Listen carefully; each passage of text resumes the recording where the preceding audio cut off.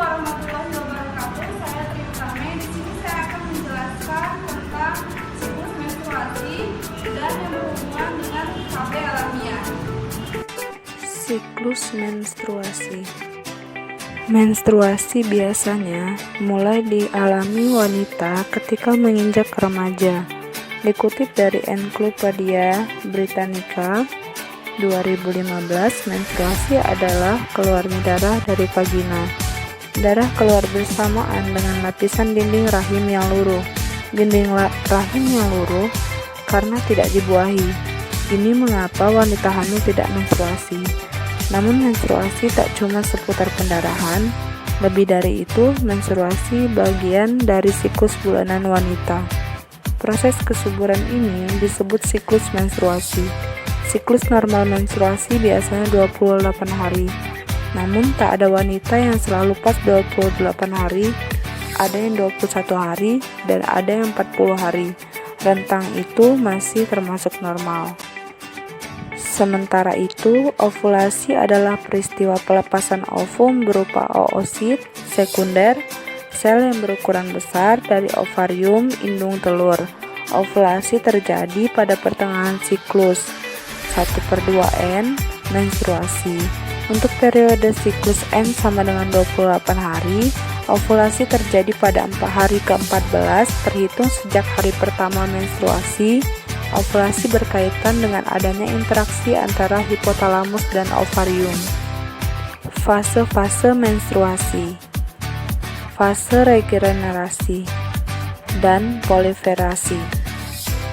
Siklus menstruasi sangat dipengaruhi oleh kerja hormon-hormon kewanitaan.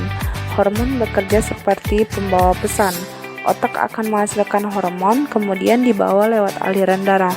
Hormon ini merangsang folikel, tempat di ovarium indung telur yang menyimpan ovum atau sel telur dan sel pelindungnya.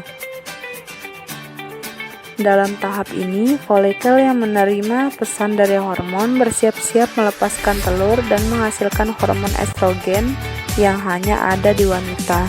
Dalam siklus menstruasi 28 hari, fase proliferasi biasanya bertahan selama 8 hari.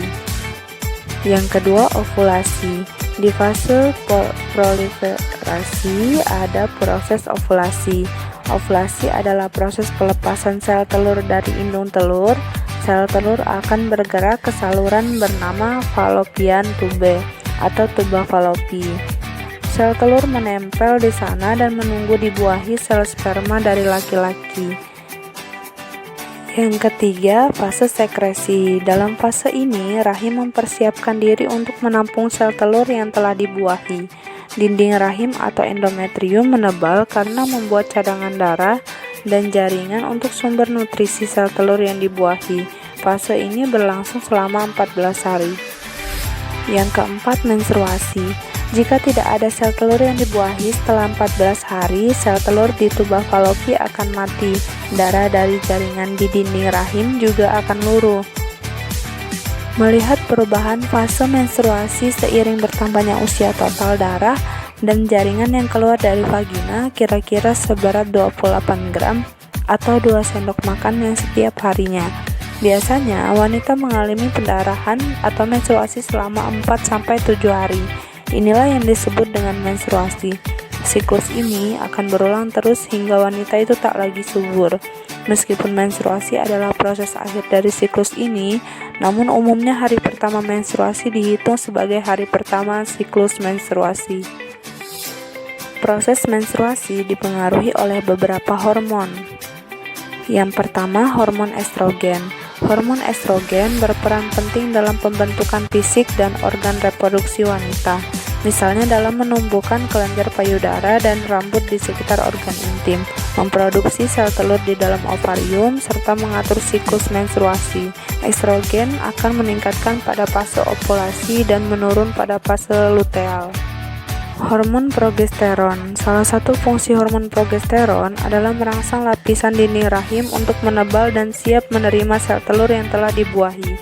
Kadar hormon ini sangat rendah pada fase folikular dan akan mengalami peningkatan pada fase luteal.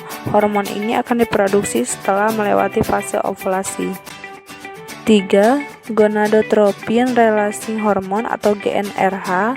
Hormon ini diproduksi di dalam otak bagian hipotalamus dan berfungsi merangsang kelenjar pituitari dan mengeluarkan follicle stimulating hormone dan luteinizing hormone. Yang keempat, follicle stimulating hormone atau FSH. Hormon ini berperan dalam produksi sel telur. Dalam siklus menstruasi, kadar hormon ini akan meningkat sebelum fase ovulasi. Yang kelima, luteinizing hormone atau LH. Hormon ini berfungsi merangsang ovarium untuk melepas sel telur selama ovulasi. Jika sel telur bertemu sperma dan dibuahi, hormon ini akan merangsang korpus luteum untuk memproduksi hormon progesteron.